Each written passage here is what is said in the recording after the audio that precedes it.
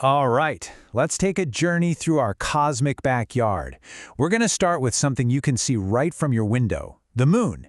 And we're not stopping until we've hit the farthest reaches of our solar system.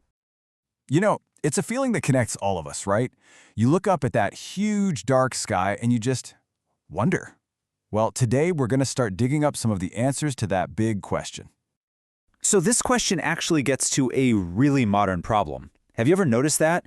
You go out to the countryside and bam, the sky is just packed with stars. But back in the city, it's all washed out. That's because all our city lights, plus the smoke and dust, basically create this bright haze that hides all the good stuff. Okay, so when you are looking up, how can you tell what's a star and what's a planet? Well, here's the trick. Just look for the twinkle. Stars are basically super distant suns, and they make their own light, which is why they seem to shimmer. Planets, they don't make their own light. They're just like giant mirrors reflecting sunlight, so they have this steady, solid glow. No twinkle. All right, first stop on our tour. The biggest, brightest thing in our night sky, the moon. I mean, we see it all the time, but you'd be surprised by the secrets it's hiding. And here's the #1 question, right? Why does it change shape? One night it's this huge, full circle, and then a little while later it's just this tiny little crescent. What is going on? Well, the key is to remember that the moon isn't a light bulb. It's a giant mirror. It's not making any light of its own, it's just reflecting sunlight. So what we call the phases of the moon is really just us seeing different angles of the part that's lit up by the sun as it goes around the Earth. Okay, this picture makes it super clear. Just imagine the sun is way off to one side, always shining. As the moon circles the Earth, our view of the sunlit half changes. When we can see the whole sunlit side, boom, full moon. When the moon is between us and the sun, the lit side is facing away from us, so we get a new moon. And every other shape, it's just a different point in that cosmic dance.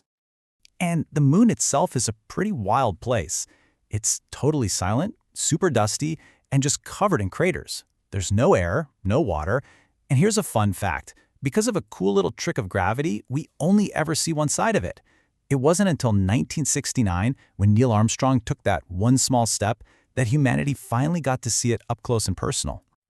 Okay, let's zoom out from the moon and look at all those distant stars. For most of human history, those weren't just pretty lights.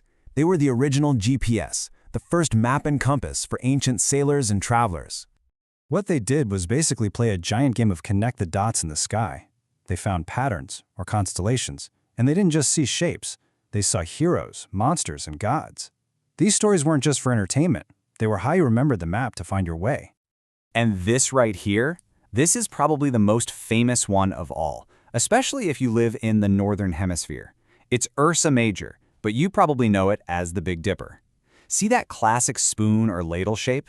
Those 7 stars are your key to navigating the entire night sky. So let's say you're lost and you need to find north. No phone, no compass. The Big Dipper's got your back. Here's what you do. Find the 2 stars on the far edge of the Dipper's bowl. Got them? Okay, now, in your mind, draw a line through them and keep going. Stretch that line out about 5 times the distance between those 2 stars. And there, that line points you straight to the pole star, also called Polaris. Now, what's so special about this star? Well, as the Earth spins, all the other stars seem to move in big circles. But not the pole star. It stays put because it's lined up perfectly with the Earth's axis. It's like the anchor of the whole night sky. All right, so we've got our cosmic compass sorted. Now let's take the grand tour of our solar system. We're going to zoom in and meet the rest of the family. All the planets and other stuff orbiting our home star, the sun. And of course, we have to talk about our home, Earth. It's the only place we know of in the entire solar system that has life. And it's all because of this perfect, incredible combination. We're just the right distance from the sun, so we have liquid water, and we've got this amazing atmosphere that protects us. So let's meet the neighbors, starting with the inner planets. First, you've got tiny little Mercury zipping right next to the sun. Then there's Venus, which is so bright we call it the morning or evening star. After that, there's us, good old Earth. And rounding out the inner circle is Mars, the famous red planet. Okay, now we're heading out past Mars, into the land of the giants. First up, Jupiter, the undisputed king. This thing is massive. Then you've got Saturn, the real showstopper with those incredible rings. Then there's the weirdo of the group, Uranus, which literally spins on its side. And way, way out there in the cold is Neptune. And just look at these two, the titans of our solar system.